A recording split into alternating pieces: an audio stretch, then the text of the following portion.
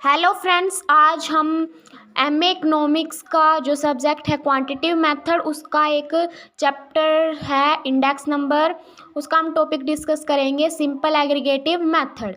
Simple aggregative method, इसका formula है P01 is equal to summation P1 upon summation P0 into में 100।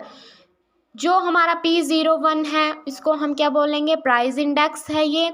और जो सिमेशन P1 है वो क्या है, aggregate price in current year, current year का प्राइस है। और सिमेशन P0 है वो है बेस ईयर का एग्रीगेट प्राइस इनटू में 100। ठीक है, तो इस सिंपल एग्रीगेटिव मेथड को निकालने का हमारा ये है फॉर्मूले हमने देख लिया है। उसके बाद हम इसके क्वेश्चन सॉल्व करेंगे। क्वेश्चन है हमारे पास, construct price index number 4 1990 based on 1981 using simple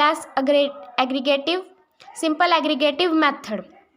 यानी हमें दिया हुआ है, एक तो दिया हुआ है 1990 बेस्ड ऑन 1981, यानी हमें 1981 को क्या मानना है, बेस मानना है 1981 को। ठीक है, और यूजिंग सिंप्लेक्स एग्रीगेटिव मेथड करना है, हमने इसमें यूज़ करना है, जो हमें वो करना है सिंपल एग्रीगेटिव मेथड। यानी हमें इस फॉर्मूले का यूज़ करके ये क्वेश्चन सॉल्व करना है। इसमें हमें दिया हुआ है कमोडिटी, हमें दी हुई है ABCDE, और प्राइस इन 1981 के दिए हुए हैं 50, 14, 10, 5, 2।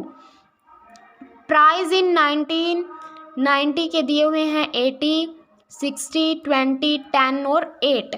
ठीक है, तो हमें क्या निकालना है, सिंपल एग्रीगेटिव मेथड का यूज़ करके हमें प्राइस इंडेक्स देखना है इसमें।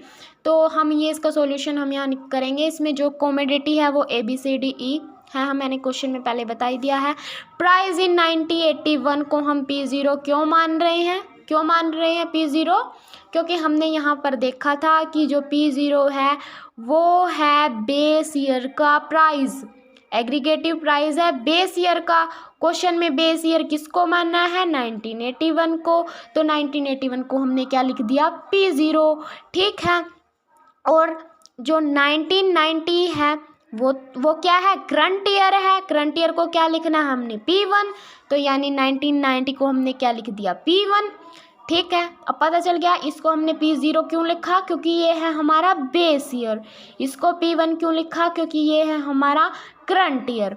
ये बेस ईयर के प्राइस क्या है, 50, 40, 10, 5, 2, और करंट ईयर के क्या है, 80, 60, 20, 10 और 8।